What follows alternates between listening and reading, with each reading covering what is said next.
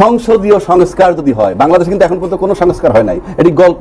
আমি লিখে দিচ্ছি, আমি ছোট লোক চ্যালেঞ্জ করতেছি, বাংলাদেশে জুলাই সনদ বাস্তবায়ন হবে না। কেন হবে না? হবে না, কারণ আপনি সংসদ হওয়ার 2 বছর পরে করবেন। তার মানে সংসদ হওয়ার পরে 2 বছরের কোনো কথা চলবে না।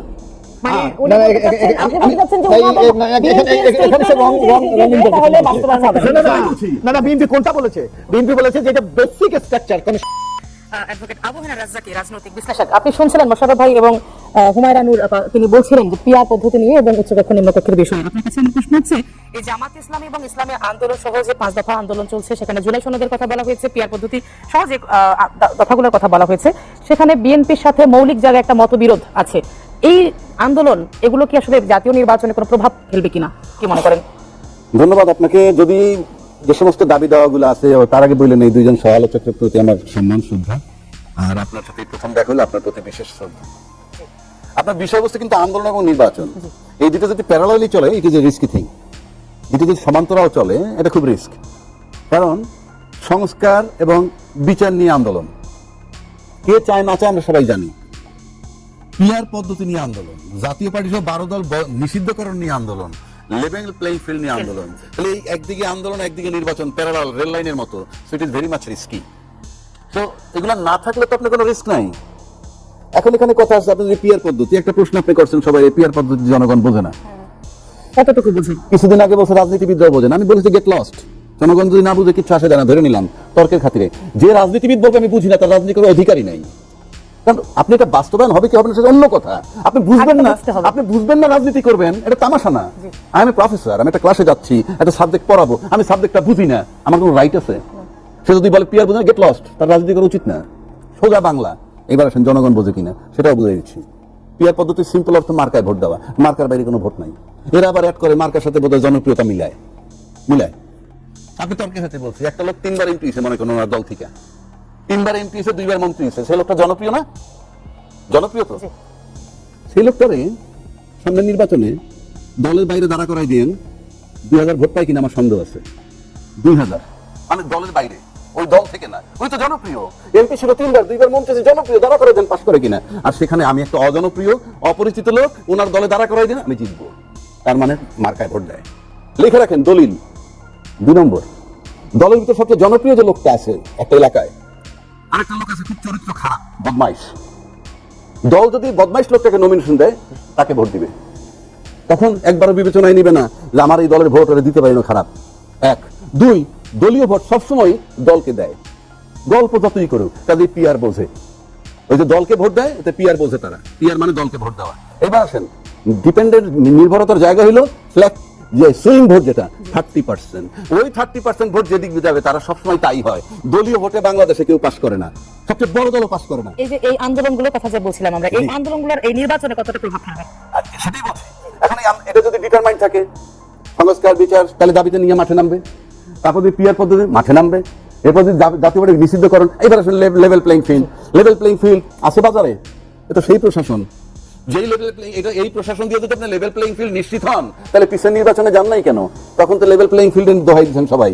তার মানে কি এখন লেভেল প্লেইং ফিল্ড কোনো ইস্যু না, ইস্যু হচ্ছে আমার সামনে খোলা মাঠ, কেউ নাই, আমি একা, তাই এখন লেভেল প্লেইং ফিল্ড হয়েছে। এবার আসেন পিয়ার পদ্ধতির পক্ষে বিপক্ষে। যারা পিয়ার পদ্ধতির পক্ষে আছে, আপনি মনে করেন না তারা দেশটাকে ভালোবাসে জান দিয়ে প্রাণ পিয়ার পদ্ধতি চায়? তারা চায় যে পিয়ার পদ্ধতি না হইলে সিট পাবে 5টা, আর পিয়ার পদ্ধতি হলে 40টা সিট পাবে। সুতরাং পিয়ার পদ্ধতিতে সে তার দলের স্বার্থে, নিজের স্বার্থে। আবার যিনি চান না, উনি যে দেশকে ভালোবাসে চান না, তাও না। উনি চান না কেন? পিয়ার পদ্ধতি নির্বাচন হলে উনি সিট পাবেন 135 থেকে 40টা, যারা পিয়ার পদ্ধতি ছাড়া পাবেন 200-220টা। পরিষ্কার চ্যালেঞ্জ করলাম আমি। এবং সে কারণে 2 দল তার স্বার্থে চায়, ফর গডস সেক, জনগণকে ভালোবাসা, দেশকে ভালোবাসা চায় না। দেশকে এবং জনগণকে ভালোবাসতে পারলে ফেব্রুয়ারি থেকে বৈশা সেপ্টেম্বর পর্যন্ত একদম অযোগ্য প্রধান উপদেষ্টা, তার টিম অযোগ্য, বাদ দিয়ে দিলাম। আপনারা ঐক্যমত্যে আসতে পারেন নাই। বিজ্ঞ রাজনীতিবিদরা ফেব্রুয়ারি থেকে সেপ্টেম্বর কি দিবেন আপনারা রাষ্ট্রকে? কি দিবেন? ঐক্যমত্য কমিশনের তো আপনি ঐক্যমত্যে আসতে পারেন নাই। তারপর একটা ভেক্টর, আপার হাউসে করব আমি, কন্যার সাথে দেয়া নাই বিয়া শুক্রবার। আপনি আপার হাউস করবেন কেমনে? সংবিধান সংশোধন করে। কবে? পার্লামেন্টে। তারপরে কি 2 বছরের মধ্যে? এটা তামাশা। আপনি 2 বছর পরে করবেন, সব করবেন, এখন মানতে পারেন না। জনগণের সাথে রাজনীতিবিদদের কোনো সম্পর্ক নাই। যদি থাকতো তাহলে সংবিধান জনগণের ইচ্ছায় তৈরি হইতো, সংবিধান জনগণের উপরে চাপানো হইতো না। সুতরাং এই পিয়ার পদ্ধতি কেন দরকার? আপনি কিন্তু দরকার একটা ভালো রাজনীতি, ভালো নির্বাচন, মানে একটা গণতন্ত্র। এবং যারা মনে করে যে গণতন্ত্র মানে শুধুই নির্বাচন, তারা আপনি খোলা মাঠ পেয়ে নির্বাচনটা চাচ্ছে। আমি কয়দিন আগে বলছিলাম, অনেক টকশোতে বলছি, এই মুহূর্তে সরকার যদি বলে দেয় যে সংস্কার হবে না, বিচার হবে না, কিচ্ছু হবে না, ইনক্লুসিভ নির্বাচন হবে, তাহলে যারা আজকে নির্বাচন করে তারা রিভার্স হয়ে বলবে না, আগে বিচার হইতে হবে, আগে বিচার চাই, কারণ সামনে প্রতিদ্বন্দ্বী এসে পড়ছে। So that is the thing. এখানে রিয়েলিটিতে আসতে হবে। রিয়েলিটিতে যদি আসেন, আপনি নির্বাচন করে খালি ক্ষমতায় চলে যাবেন, ইট ইজ নট ফেয়ার। আপনাকে ভাবতে হবে একটা শক্ত বিরোধী দল পার্লামেন্টে কিভাবে নেওয়া যেতে পারে। আর পিয়ার পদ্ধতি সংবিধানে নাই, বুলশিট, এটা রাজনৈতিক ক্লেম। যেমন তত্ত্বাবধায়ক সরকার ক্লেম করছিল, সংবিধানে ছিল নো, রাজনৈতিক ডিজায়ার, রাজনৈতিক দাবি। আবার 3 দল একত্রে তার সাথে রাজাকারে নিয়ে নিছিল। মানে 3 দলীয় জোট যখন রূপরেখা বানাইছে যে এই সরকারের পতন ঘটাইছে এবং তত্ত্বাবধায়ক সরকার আনতে হবে, এই ইস্যুতে কিন্তু ওই যে এরশাদের বিরুদ্ধে যখন আন্দোলন হয় তখন কিন্তু রাজাকারের সাথে নিয়ে নিছিল, মানে বিএনপি আওয়ামী লীগের সাথে রাজাকারের সাথে নিয়ে, তখন কিন্তু রাজাকার গায়ে ঘাম পাইছে, উনি রাজাকার ছিল না তখন। তো দিস ইজ পলিটিক্স। এবং সবচেয়ে বেশি রাজনীতিবিদদের রাজনীতিবিদরা ওনারাও বলে পলিটিক্সের শেষ কথা বলতে কিছু নাই। এটা কি তামাশা নাকি?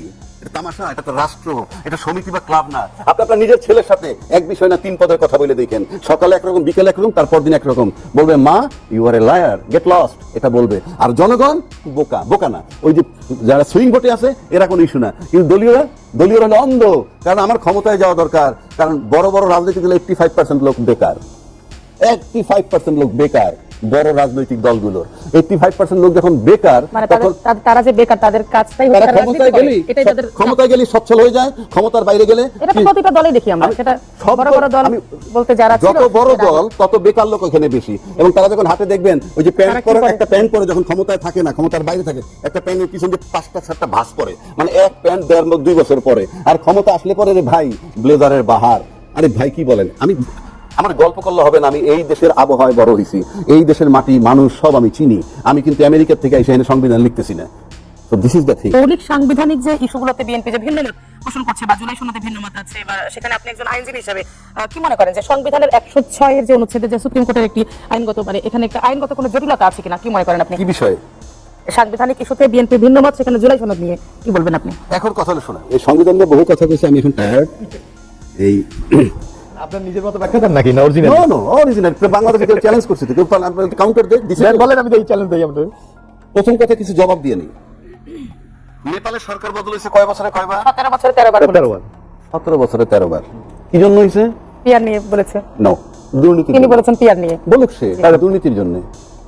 আপনার দুর্নীতির জন্য জনগণের রাইট আছে। আমার দেশে তো পিয়ার একবারও নির্বাচন হয় নাই, তাহলে 2বার সামরিক শাসন আসলো, একবার 111 আসলো, এখন 19 সরকার আসলো, কি কারণে? এটা তো পিয়ার নাই। 12টা সংসদ হয়েছে এই পদ্ধতিতে, পিয়ার ছাড়া। গপ্প মানলে তো হবে না শুধু, এটা তো পিয়ার ছাড়া ছিল সব। এত যোগ্য তারা রাজনীতিবিদ, তাদেরকে ধাক্কা দিয়ে যখন আর্মি আসছে, এই দেশের জনগণ কি বলছে? আলহামদুলিল্লাহ। তার মানে কি? দেশের 12টা বাজুক, জনগণ বাড়ছে। উন্নত বিশ্ব আসেন জাপান, ইটালি, কোন পদ্ধতি? সেই আলোচনা অবান্তর। কেননা ওই যে বললাম, নেপালে দুর্নীতির জন্য তাড়ানো হয়েছে। জাপানের মতো দেশে 5বার 7বার 5 বছরে বদল হয়, লন্ডনে বদল হয়, ইটালিতে বদল হয়। প্রবলেম হয় না কেন? আপনি যদি পিয়ার পদ্ধতিতে জানা সরকার বদল হয়, এর জন্য কোনো খরচ নাই তো। তুমি দল ব্যর্থ তো আমরা করব, উনি ব্যর্থ তো আমি করবো। টাকাটা আসবে কোথা থেকে? ও টাকা আসবে কেন? সরকার বদল হইল, আপনার উপর আস্থা তুলে নিলাম, উনি করবে, উনি সমর্থন দিবে। আবার দ্যাট ইজ সিস্টেম। আমি বললে হবে না। ইলেকশন হচ্ছে ডাইরেক্ট, আর ইলেকশন হবে না। এখন তো নেপাল হচ্ছে যেহেতু সরকার পালা গেছে, সেই জন্য। আচ্ছা, আপনি আগে বলেন, তারপর নির্বাচন নিয়ে আবার কথা হবে। সুতরাং পিয়ার আর নন পিয়ার কোনো ইস্যু না। আপনি করাপশনের দায় তারাই দিচ্ছেন। এখন আসেন, একটা সরকার 5 বছর বানাইলো, কি সুন্দর যুক্তি। যদি খারাপ করে তাহলে 5 বছর পর আমরা ভোট দিব না। আমি 6 মাসের মাথায় দেখলাম উনি খারাপ কাজ করতেছে, তখন কি বলবে? আরো 4.5 বছর ওনার অপকর্ম মাইনে নিতে হবে। কারণটা কি? আমি আরো 4.5 বছর জনগণ সাফার করবে কেন? কারণটা কি? আর পিয়ার পদ্ধতিতে আরেকটা দল তখন বলবে ঠিক আছে আমরা সরকার করি, দ্যাট ইজ দ্য সিস্টেম। আরেকটা কথা বলছে 31 দফা বাস্তবায়ন করবে। আই জাস্ট চ্যালেঞ্জ করবে না। কারণ কেন করবেন আমি বলে দিচ্ছি। আপনি যদি করবেনই, আগে আপনার গঠনতন্ত্রে ঢুকান না দলের, আপনি দলের গঠনতন্ত্রে ঢুকে দেখান, তারপরে নির্বাচন কমিশন জমা দেন যে আমাদের দলীয় গঠনতন্ত্র দেখেনি। বুঝেন নাই যে 31 দফা আপনারা এটা আমার কর্মসূচি, এটা আমার দলের ম্যানিফেস্টো নাকি কনস্টিটিউশন? হ্যাঁ। এইটাও তো অভ্যুত্থানের আগের দফা, সেটা তো আপডেটও হয়, এটা 23 সাল থেকে সম্ভবত। সেটাই তো বললাম। মোশাররফ ভাই, আপনার 23 সাল থেকে। এখন যে যেখান থেকে আমি যতটুকু জানি এটা 2023 সাল থেকে। হ্যাঁ, যেখান ওটাই। থেকে আসুক, যে দলীয় প্রধান দুইবারের বেশি প্রধানমন্ত্রী থাকতে পারবে না, এটা গঠনতন্ত্রে ঢুকিয়ে দিলে তার সংবিধান নিয়ে কুস্তি লড়া লাগে না। আমি সেটা বলছি। আপনি গঠনতন্ত্রে অ্যামেন্ডমেন্ট করা যায় না, আপনি সংস্কার সংবিধান নিয়ে এত ব্যস্ত হইলেন কেন? আপনি যেটা বাস্তবায়ন করবেন ইয়েতে সংসদে গিয়ে, তা আপনি এখন করেন। 3 নম্বর আসেন, এই যে 2/3 মেজরিটি। 2/3 মেজরিটি কি হয়? যে একটা কিছু পাস করাইতে গেলে 2/3 মেজরিটি না হইলে অসুবিধা। তো 2/3 মেজরিটি না হইলে কি হয়? যেটা আমি রাজি হব না সেটাও তো পাস করাই নেবেন আপনি, সেটাও তো আপনি পাস করাই নেবেন 2/3 মেজরিটি হলে। এখন আসতে পারেন সংসদীয় সংস্কার যদি হয়। বাংলাদেশে কিন্তু এখন পর্যন্ত কোনো সংস্কার হয় নাই, এটি গল্প। আমি লিখে দিচ্ছি, তাহলে এই চ্যালেঞ্জ করতে চাই, বাংলাদেশের জুলাই সনদ বাস্তবায়ন হবে না। কেন হবে না? হবে না, কারণ আপনি সংসদ হওয়ার 2 বছর পরে করবেন। তার মানে সংসদ হওয়ার পরে 2 বছরের কোনো কথা চলবে না। মানে উনি না, না, বলতে চাচ্ছেন, আপনি বলতে চাচ্ছেন যে না, ওনাদের না, BNP এখানে সে wrong interpretation তাহলে করছে। বাস্তবায়ন হবে। হবে না, না, না, বিএনপি কোনটা বলেছে? বিএনপি বলেছে যে এটা বেসিক স্ট্রাকচার কনস্টিটিউশন, সেটা সংসদে গিয়ে আরে বলবে। ভাই, সবই তো সংসদীয় কি করবেন? না, না, এখন তো অনেকগুলো তো আপনি অলরেডি অন্য আর সেগুলো তো সংসদে গিয়ে বাস্তবায়ন করতে হবে। হ্যাঁ। একমত হয়েছেন? সংসদে বাস্তবায়ন করতে হলে তো নির্বাচন দরকার। আমি সেটাই বলছি। এখন যে নির্বাচনে যাইতেছেন সেইটাই বা কিভাবে যাচ্ছে? আচ্ছা, একটু পরীক্ষা নেই যে আসলে কি ফেব্রুয়ারির মাঝামাঝি যে নির্বাচন হবার কথা, সেটি কি আসলে হবে বলে মনে হয়? সেটা তো আরেকটা রাস্তা। আপনি দেখেন যে ইউনূস সাহেব সম্প্রতি ওনাদের বন্ধুর দেশে গেছে আমেরিকায়। জি, জি। সেখানে উনি 3টে দলের লোক নিয়ে গেছেন, 2 জন করে। এই 3টে দলই কিন্তু বর্তমান রাজনীতির দল হিসেবে সবচেয়ে বড় স্টেক হোল্ডার, জামাত, বিএনপি এবং এনসিপি। 3টে দলের একত্রে একটা পলিটিক্যাল স্টেক হোল্ডার হতে হবে, যেটা আমি সবসময় বলি। কিন্তু মুশকিল হচ্ছে কোথায় দেখেন, ওখানে গিয়ে দীর্ঘ জিয়া রহমান সাহেব মারা গেলেন 81 সালে। তারপরে রাজনৈতিক দলটা চলে আসছে। বিএনপির প্রতি আমার আমরা কিন্তু বিতর্ক করতেছি এখানে, পক্ষপাতিত্ব না, বিরোধিতা না, ইচ্ছাকৃত বিরোধিতা নয়। এই দীর্ঘ ফখরুল ইসলাম আলমগীর একজন সজ্জন ব্যক্তি, এতকাল পর জিয়ার প্রতিচ্ছবি দেখতে পাইলেন ইউনূস সাহেবের ভিতরে, যেটা উনি বললেন। তাহলে রেজাল্টটা দাঁড়ায় কি? যে বিএনপিতে কি জিয়ার প্রতিচ্ছবি দেখার মতো কেউ নাই? আজকে উনি গিয়ে সেই নিউ ইয়র্কে গিয়ে ইউনূস সাহেবের মধ্যে দেখলেন। ইউনূস সাহেবের মধ্যে যদি আপনি জিয়ার প্রতিচ্ছবি দেখেন, তাহলে তো জিয়ার প্রতি সমর্থন থাকা উচিত, অর্থাৎ গুণগত। আমরা সমাজে কি করি, হঠাৎ করে আপনি দেখলেন রাস্তায় বা এক জায়গায় আপনার বাবার মতো একটা লোক। না, এরকম এই প্রতিচ্ছবি দেখতে পাওয়াটা দোষের কিছু না। আমি তো দোষের বলছি না, কথা তো ওইখানেই। আমি তো দোষের বলছি না, আমি গুণের বলছি। আপনি যদি জীবনে একটা মানুষ পান যে আপনার বাবার মতো দেখতে দেখতে, তার মতো, হ্যাঁ। আপনার বাবা নাই বেঁচে, তাহলে তার প্রতি কিন্তু আপনি সফট হবেন। জি। এবং এটা কি সফট হলো কিনা, এটা একটা প্রশ্ন, যে বিএনপির ওনরা কি সফট হলো কিনা। কারণ বিএনপির আমরা একটা জিনিস দেখছি, ঢাকায় 2 জন উপদেষ্টা, খলিল রহমান সহ 3 জন উপদেষ্টাকে একসময় দাবি তুলছিল বিএনপি যে এদেরকে প্রত্যাহার করা হোক। আবার লন্ডনে যখন ইউনূস সাহেব গেছেন, তাদের একজন আবার তারেক জিয়া সাহেবের সাথে সাক্ষাৎ করেছেন। তো সবকিছু মিলে দেখা যাচ্ছে যে ইউনূস সাহেব যে নিয়ে গেল, যে মিশনটা নিয়ে, তাতে ফখরুল ইসলাম আলমগীরের যে সফট কর্নারটা তার প্রতি প্রদর্শন করা হলো, এটা কি বার্তা বহন করে, এটা বিএনপি কিভাবে একসেপ্ট করে, নাম্বার 1। নাম্বার 2, তাহের সাহেবও কিন্তু আবার কিছু বক্তব্য রাখছেন, যে উনি স্বাধীনতার বিরোধী শক্তি হিসাবে উনি বলছেন যদি বাংলাদেশকে কোনো শক্তি আক্রমণ করে তাহলে প্রমাণ হবে যে স্বাধীনতা যুদ্ধের বিরুদ্ধে আমাদের অবস্থান কেন ছিল। এই যে কতগুলো বক্তব্য, সেই বক্তব্যগুলো আপনাকে চিন্তা করতে হবে। এখন সর্বোপরি কথা হলো, এই 3টে দল যদি একত্রে একটা স্টেক হোল্ডার না হয়, আর এরকম টার্মাল সিচুয়েশনে যদি আমাদের সামরিক বাহিনী একটা স্টেক হোল্ডার, সে এবং ইউনূস সরকার নিজে একটা স্টেক হোল্ডার, এই 3টে স্টেক হোল্ডার যদি একত্রে না হয়, ঐক্যমত্যে না আসতে পারে নির্বাচন ইস্যুতে, আপনি মোটামুটি নির্বাচন অনিশ্চিত হতে যাচ্ছে বলে আমার কাছে মনে হয়।